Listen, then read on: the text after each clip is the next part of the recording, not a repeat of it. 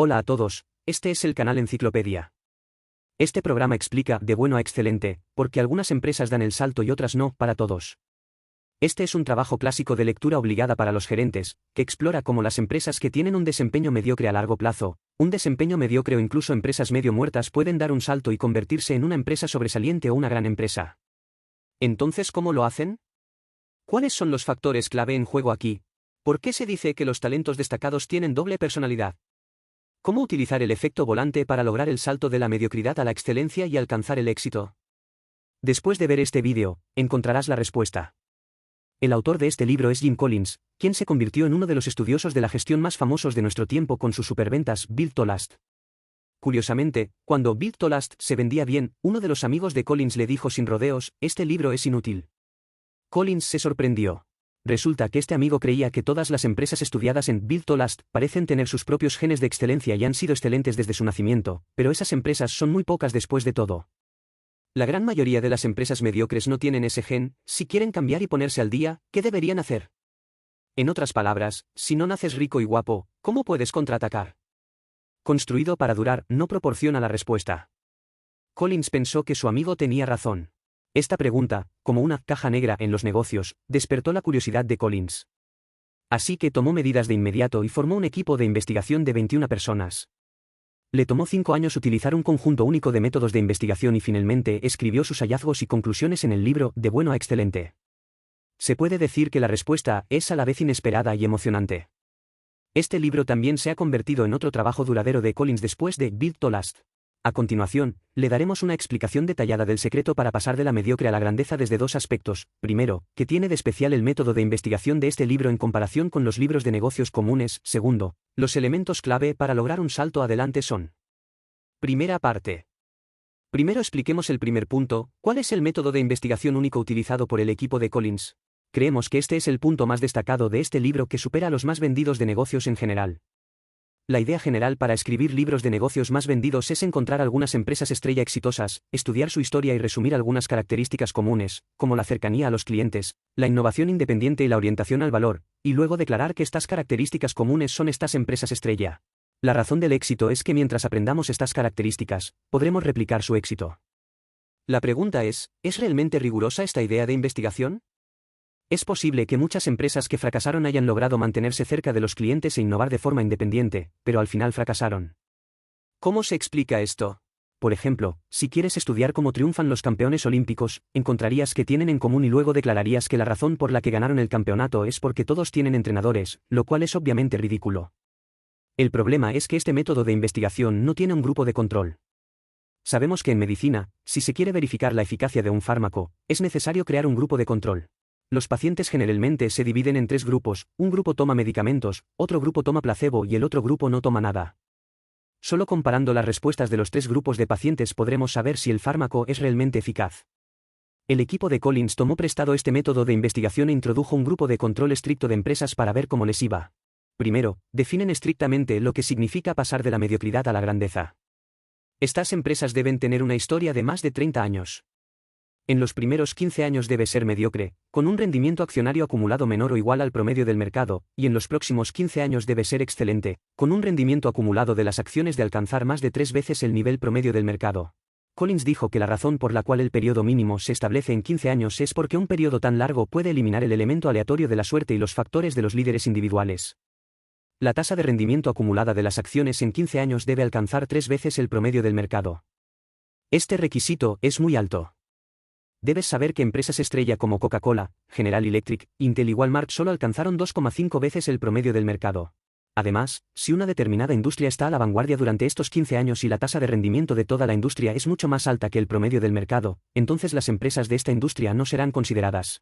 De acuerdo con este estándar extremadamente estricto, el equipo de Collins llevó a cabo una investigación exhaustiva de las 1.435 empresas que estaban en la lista Fortune 500 en los Estados Unidos en los 30 años comprendidos entre 1965 y 1995, y finalmente encontró solo 11 empresas que cumplían con los estándares. Son empresas modelo que han pasado de la mediocridad a la grandeza. Cabe señalar que cuando el equipo de Collins realizó este estudio, muchas empresas de alta tecnología no tenían una larga trayectoria y aún no habían mostrado un patrón especial de bueno a excelente, por lo que no se incluyeron en la muestra de este estudio. Luego, basándose en la situación de las empresas modelo, el equipo de Collins seleccionó cuidadosamente dos conjuntos de empresas de control. El primer grupo son 11 empresas de comparación directa. Estas empresas son muy similares a las empresas modelo antes del salto, están en la misma industria, con tamaño y desempeño similar, pero nunca han logrado el salto de la mediocridad a la grandeza. El segundo grupo son 6 empresas. Las empresas que no logran mantener la excelencia son empresas que logran un salto de corta duración, no logran mantener su ventaja y rápidamente vuelven a caer en la mediocridad. La empresa modelo y los dos grupos de empresas de control suman un total de 28 empresas. La tarea del equipo de Collins era descubrir qué elementos de gestión estaban presentes en todas las empresas de la muestra a lo largo del tiempo y cuáles estaban ausentes en ambas empresas de control. Collins está convencido de que estos elementos contienen la clave para el viaje de la mediocridad a la grandeza. Con este fin, el equipo de Collins recopiló y compiló hasta 6.000 informes públicos sobre estas 28 empresas en los últimos 50 años, realizó un análisis en profundidad de las estrategias, la cultura, las finanzas, el personal y otros aspectos de estas empresas desde un punto de vista cualitativo y cuantitativo.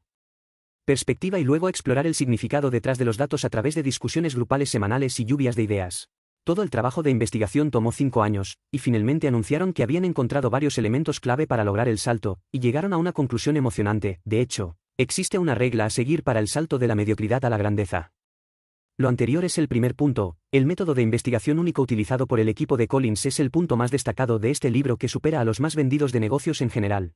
De más de 1.000 empresas de Fortune 500 en los últimos 30 años, seleccionaron rigurosamente 11 empresas modelo que habían logrado un gran avance y establecieron dos conjuntos de empresas de control. A través de una gran cantidad de análisis cualitativos y cuantitativos, encontraron la clave para lograr un gran avance, elementos. La segunda parte. Echemos un vistazo más de cerca a cuáles son los elementos clave que encontró el equipo de Collins. Se divide específicamente en 3 aspectos: personal, estrategia y mecanismo dinámico, correspondientes a 3 palabras clave: gerentes de quinto nivel, concepto erizo y efecto volante. Veamos primero el primer aspecto, el elemento personal, cuya palabra clave correspondiente es gerentes de quinto nivel.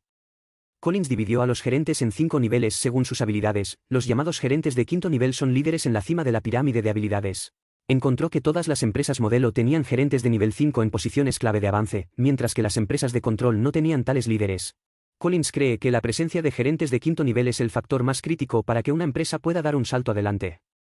Tal vez se podría decir, los grandes líderes crean grandes empresas. Esto es de sentido común. ¿Cómo puede considerarse un descubrimiento importante?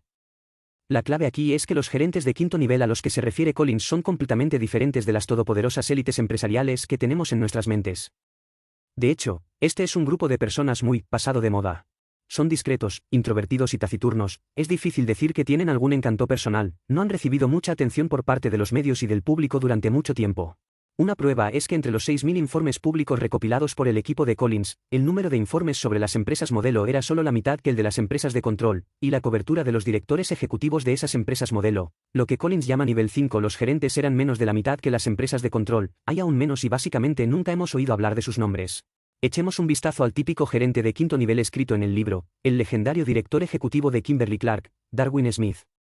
Kimberly-Clark era originalmente una empresa papelera tradicional y su actividad principal era la producción de papel estucado. La industria estaba en recesión y la empresa no funcionaba bien. En los 20 años anteriores al salto, el valor de la empresa cayó al 36% de la media del mercado y estuvo al borde de la quiebra. Smith fue nombrado director ejecutivo en un momento crítico. Anteriormente, trabajó como abogado interno de la empresa, llevaba gafas de montura negra y era taciturno y corriente. De hecho, la junta directiva lo eligió como director ejecutivo no porque creyeran que tuviera la capacidad de devolverle la vida a la empresa, sino porque creían que se sentiría más cómodo manejando el proceso de quiebra. Lo que es aún más terrible es que apenas 2 meses después de convertirse en director ejecutivo, le diagnosticaron cáncer y el médico declaró que no viviría hasta dentro de un año. Lo que sucedió después, ni siquiera el propio Smith se lo esperaba. Fue director ejecutivo durante 20 años, tiempo durante el cual no solo superó la amenaza de la enfermedad, sino que también creó un milagro en el mundo empresarial. Kimberly-Clark pasó de ser una empresa de tercera categoría medio muerta a un consumidor de papel de clase mundial. Empresa de bienes. Los productos estrella de la empresa, los pañales Huggies y las toallitas Kleenex, se han convertido en marcas de renombre mundial. 6 de las 8 líneas de productos de la empresa han superado al gigante de la industria Procter & Gamble. En marcado contraste con el brillante desempeño de la compañía, el propio Smith rara vez aparece en los medios y es desconocido para el público. Cada vez que un periodista hacía una pregunta, Smith se mostraba muy reservado y no sabía cómo responder. Sin embargo, fue una persona así quien mostró la más firme voluntad de liderazgo en los momentos más difíciles de la empresa, vendió todas las fábricas de papel de la empresa, abandonó el negocio tradicional del papel estucado, anunció una entrada a gran escala en la industria de bienes de consumo de papel y firmó una alianza con el gigante de la industria Procter & Gamble. La empresa compite frontalmente. En ese momento, los inversores de Wall Street pensaron que Smith estaba loco y las acciones de la empresa fueron rebajadas. Ante las dudas del mundo exterior, Smith se mantuvo firme y creía firmemente que solo centrándose en competidores de clase mundial podría lograr la autotrascendencia. En Smith, vemos un rasgo de personalidad dual, extremadamente humilde y extremadamente decidido. Una persona extremadamente humilde significa que no es egocéntrica ni engrandecedora. Lo que persigue es alcanzar metas elevadas, no riqueza y fama personal. Una voluntad extremadamente firme significa que está extremadamente motivado. Fuerza, determinación y coraje. Eliminar todos los obstáculos para alcanzar grandes objetivos. Collins dijo que todos los gerentes de nivel 5 tienen este rasgo de personalidad, que crea un patrón de atribución único. Cuando logran el éxito, atribuyen el crédito a los demás o a la suerte, y cuando encuentran contratiempos, buscan las razones en sí mismos. Por otro lado, al observar a los líderes del grupo de control, su reacción común es que se atribuyen el mérito cuando tienen logros y culpan a otros por los reveses. Los dos modos están en marcado contraste. Además, existen dos diferencias importantes entre los gerentes de nivel 5 y los líderes de empresas del grupo de control. En primer lugar, y lo más importante, los gerentes de nivel 5 antepusieron el éxito de la empresa a su propio éxito, mientras que los líderes del grupo de control tendían a valorar la riqueza, el poder y la fama personales. Para dar un ejemplo concreto, la empresa de comparación directa de Kimberly-Clark mencionada anteriormente se llama Scott Paper. Esta empresa inventó el papel higiénico que utilizamos en el baño. Scott Paper era originalmente el líder de la industria papelera de EU. Debido a la crisis de la industria, estaba en problemas como Kimberly-Clark. Scott contrató a un hombre llamado Dunlap como director ejecutivo. La característica de esta persona es que es particularmente bueno fanfarroneando, se jacta de sí mismo en los medios y afirma que creará la empresa más grande de la historia de los negocios estadounidenses. Como resultado, Dunlap hizo principalmente tres cosas durante su mandato de menos de 2 años. Primero, despidos. Segundo, recortar el presupuesto de I+D. Tercero, engordar artificialmente la empresa para venderla a un mejor precio. Al final, cumplió su deseo y vendió Scott Company a Kimberly-Clark. Dunlap obtuvo una ganancia neta de $100 millones. Se calcula que durante los más de 600 días que sirvió como CEO, ganó un promedio de $165.000 por día. Más tarde escribió una autobiografía en la que se jactaba de sus acertadas decisiones. Las personas como Dunlap, que solo se preocupan por el beneficio personal, nunca se convertirán en gerentes de nivel 5. Una cosa interesante es que cuando las empresas del grupo de control tienen problemas, les gusta pagar altos precios por la ayuda exterior e invitar a celebridades empresariales a ocupar el cargo de directores ejecutivos, con la esperanza de que su experiencia impulse el desarrollo de la empresa. Pero, de hecho, este enfoque no solo no funciona, sino que a menudo fracasa, y la reacción es empeorar la situación. Si analizamos las empresas de la muestra, 10 de los 11 directores ejecutivos fueron promovidos desde dentro. Esto sugiere que es más probable que los gerentes de nivel 5 se escondan dentro de la empresa, esperando ser descubiertos. Esta es la primera diferencia entre los gerentes de nivel 5 y los líderes del grupo de control. Los gerentes de nivel 5 anteponen el éxito de la empresa al éxito personal, mientras que el grupo de control hizo lo contrario. En el liderazgo real, los gerentes de quinto nivel prestan más atención a la formación de equipos, mientras que los líderes del grupo de control suelen adoptar el modelo de un genio más 1000 asistentes. Esta es su segunda diferencia importante. El modelo llamado un genio más 1000 asistentes significa que el funcionamiento de toda la empresa depende completamente de las capacidades comerciales personales del líder. La empresa es en realidad solo un escenario para que el líder muestre sus talentos. Este tipo de líder suele tener excelentes capacidades comerciales, pero es arbitrario y egocéntrico y es un dictador en la empresa. No necesita molestarse en buscar verdaderos talentos de gestión, solo necesita un grupo de subordinados obedientes para cumplir sus órdenes. Collins cree que estos líderes pueden considerarse gerentes de nivel 4. El gerente de cuarto nivel puede por sí solo hacer que el desempeño de la empresa avance durante su mandato, pero el problema es que una vez que esta persona se vaya, los demás quedarán perdidos como una mosca sin cabeza. Una persona aparentemente poderosa, la empresa inmediatamente se metió en problemas. El segundo grupo de empresas de control en la muestra del estudio de Collins, las empresas que no lograron mantener la excelencia, en su mayoría tenían este tipo de líder. Eligieron sucesores incompetentes intencionadamente o no, solo para demostrar que, mira, la empresa no puede sobrevivir sin mí. El resultado fue exactamente este, y la empresa decayó rápidamente después de lograr un pequeño salto. ¿Y qué hacen los directivos de nivel 5? Nunca enfatizan su autoridad personal. Entienden que para construir una empresa excelente, primero se debe tener un equipo directivo excelente. Para tener un equipo directivo excelente, primero se debe encontrar el talento adecuado. Entonces, ¿cómo encontrar talentos? Mucha gente cree que los líderes destacados primero deben determinar los objetivos estratégicos y la dirección de la empresa, y luego reclutar talentos de acuerdo con las necesidades estratégicas. De hecho, los pasos son al revés: reclutar talentos primero y luego determinar la dirección, es decir, primeras personas. Principio de después.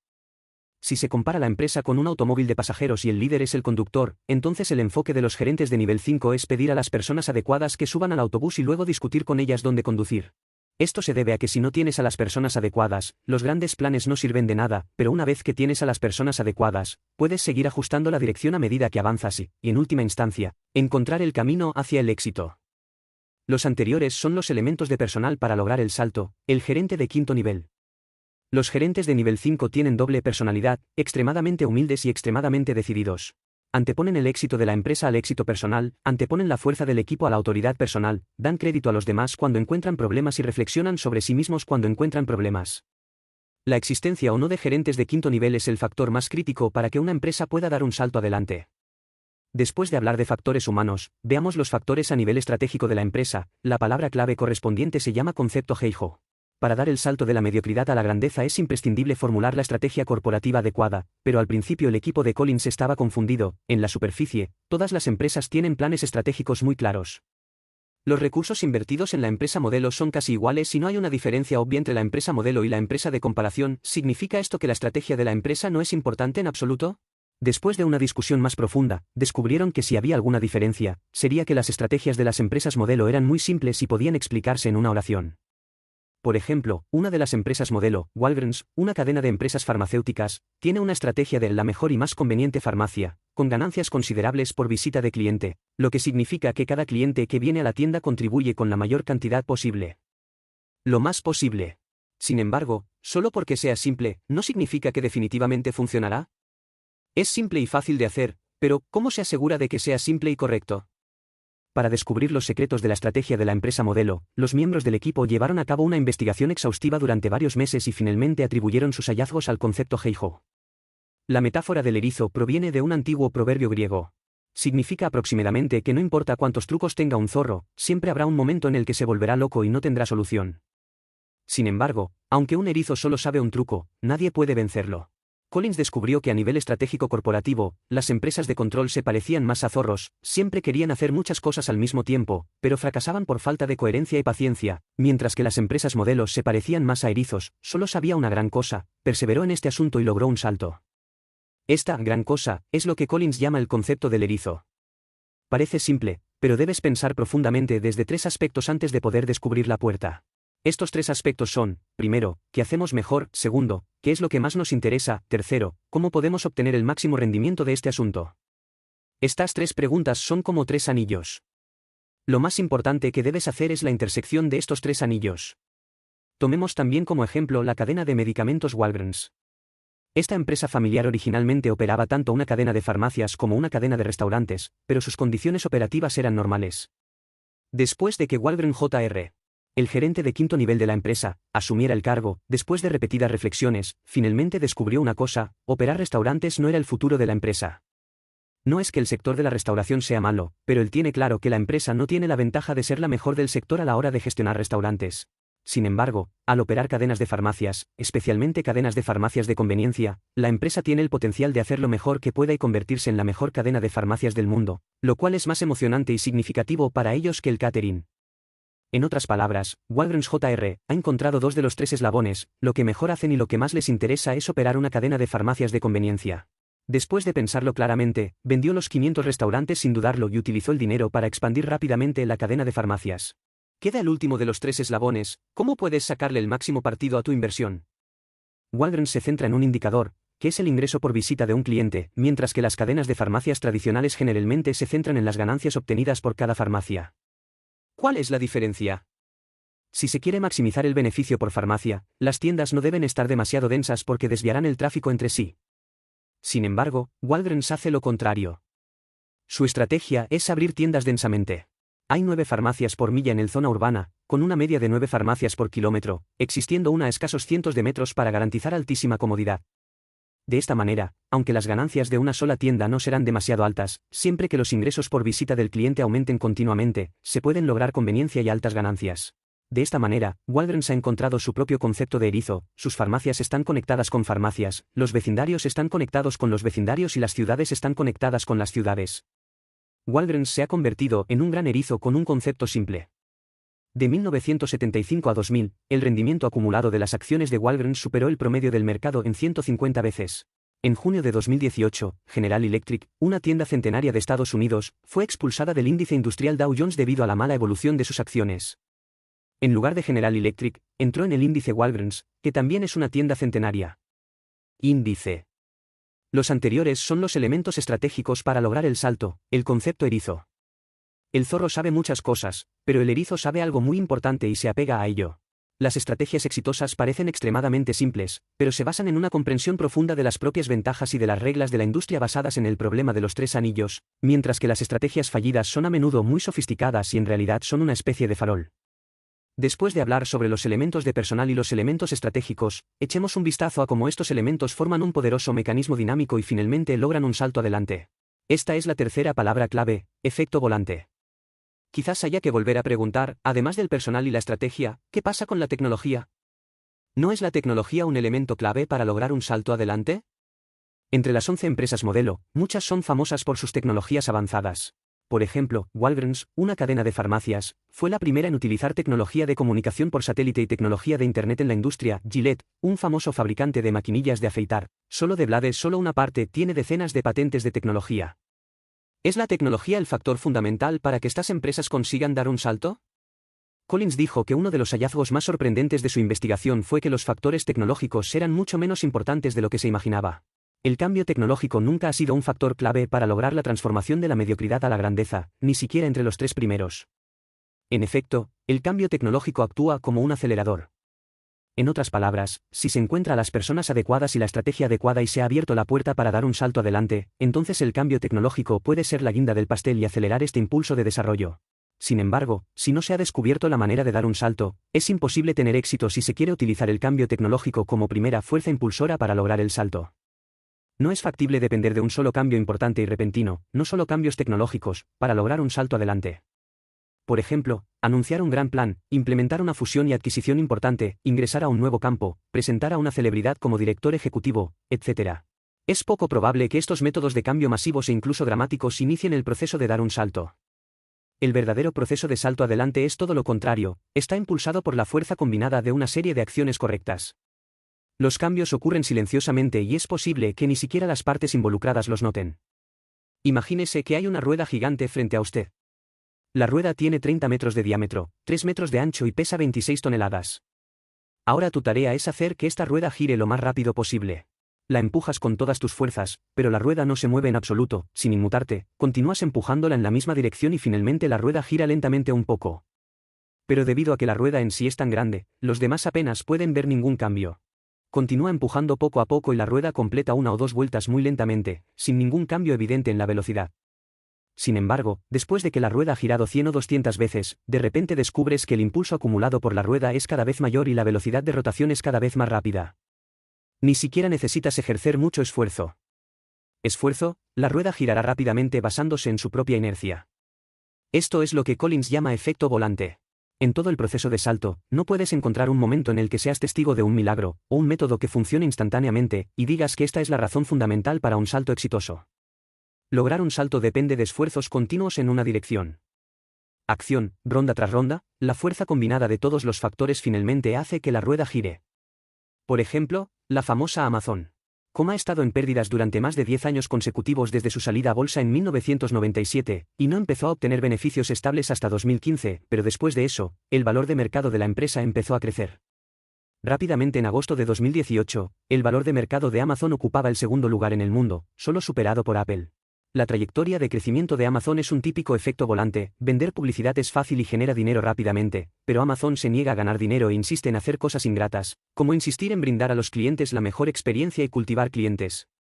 Servicios, etc. Estas cosas no pueden generar ingresos en efectivo durante mucho tiempo, pero cuando se combinan entre sí, pueden formar una lógica comercial completa y grandiosa. Durante más de 10 años, Amazon ha impulsado esta lógica empresarial una y otra vez.